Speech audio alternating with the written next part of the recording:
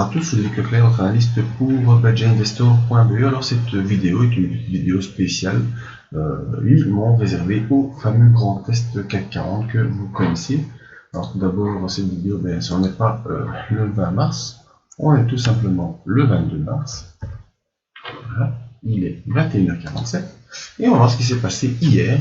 C'est passé le fameux grand test. Tout d'abord, l'information sur le risque que vous connaissez.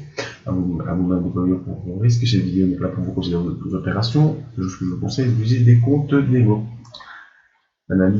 Utiliser l'analyse des impulsions, c'est une analyse que je peux également vous enseigner. Mais venons directement au fait. Alors, le grand test, c'est quoi? C'est le contact avec cette grande ligne mauve qui est la ligne de résistance baissière qui nous tient depuis les années 2000. Ça fait près de 20 ans, 17 ans que cette ligne nous tient. Chaque fois qu'on a un contact avec cette ligne, on revient sur les bases à 2593. C'était le cas en 2000, c'était le cas en 2008. En 2011, on a failli faire une brutale accélération baissière. Heureusement, on s'est repris. On est venu en 2015 en contact avec cette ligne mauve. On est reparti vers les 4009 points, on a trouvé 4000 points pour des contacts majeurs fin 2014 et courant 2015 sur les 4000 points, et on est revenu au contact de cette fameuse ligne mauve. Ici, c'est une unité mensuelle.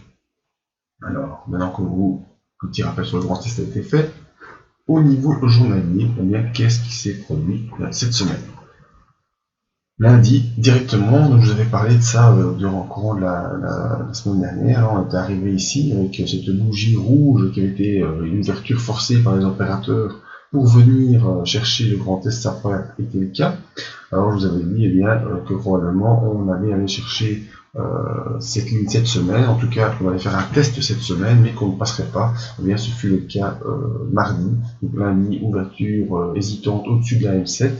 Mardi, on est venu chercher le contact avec le grand test, on est venu chercher les 5046 points qui était le niveau de mardi, et on a rebaissé pour être stoppé dans la baisse par la M7, et malheureusement aujourd'hui on a ouvert au niveau de la M20 et on a ouvert baissier. Pourquoi est-ce qu'on a ouvert baissier? C'est bien simple, ici les opérateurs ont voulu ouvrir à la hausse, on est parti à la baisse. Une nouvelle fois aujourd'hui, on a ouvert en gap aussi par rapport à la clôture d'hier, on est reparti après une accélération haussière, on est reparti vachement à la baisse, et aujourd'hui, la force était de constater qu'il n'y a pas vraiment d'acheteurs qui veulent acheter sur ces niveaux, donc on est parti de plus bas, on est parti aux alentours de la M20, et on est ici coincé entre un support à 4981 et la M20.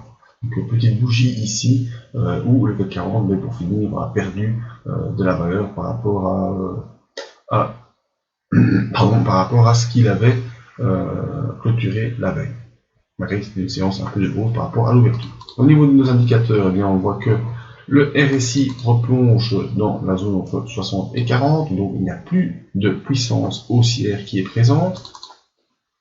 Le MACD croise à la baisse, donc nos indicateurs nous montrent qu'on est face à une probable poursuite de la consolidation, au moins jusqu'à 4921 points, qui est le niveau de support intermédiaire actuel.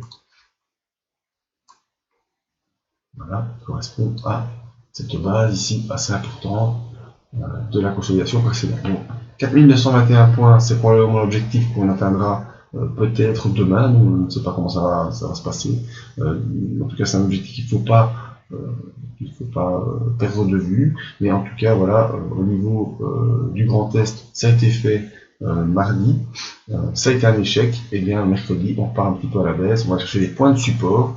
Dans le court terme, le grand test ce sera plus pour cette semaine, peut-être la semaine prochaine quand on y retournera, mais en tout cas je pense qu'avant de retourner tester la zone des 5040, on va aller chercher les 4921 points et donc une petite poursuite baissière. Regardez ici, on est sorti de notre fourchette.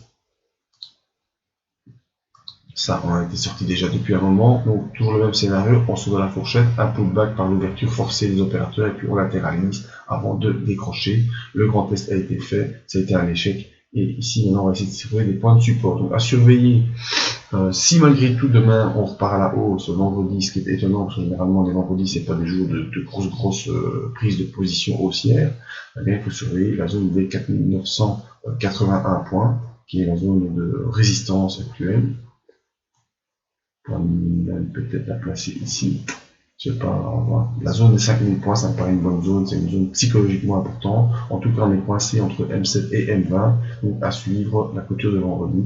Si elle se fait en dessous de la M20, là c'est 4921 quasiment assuré, et peut-être la M50. Et si on clôture au-dessus de la M7, eh bien peut-être que dès lundi prochain, on repartira une nouvelle fois vers le Grand Est. Je vous invite à venir retrouver notre vidéo dès ce week-end, hein, je sais pas si ça va être samedi ou dimanche, j'ai pas rendu planning, venir voir nos analyses, voir qu'est-ce qui va se passer, est-ce que le Grand Est va être franchi ou pas, ou est-ce qu'il faut l'oublier pour cette période-ci et peut-être revenir dessus dans quelques mois, et également qui réagissent par rapport à ça, toujours l'argent, le dollar, mais également le pétrole, qui sont en interaction avec l'évolution des indices, comme vous le savez. Pour nous joindre dans une contact, les investissements en crypto-monnaie à ne pas négliger, la gestion privée pour si vous n'avez pas le temps de gérer vos capital, et si vous avez le temps de gérer vos capital, eh bien on a les formations, la zone membre, mais également les soirées investisseurs pour parler d'investissement ensemble lors d'une petite soirée assez sympa. Voilà, merci à tous et à tout bientôt.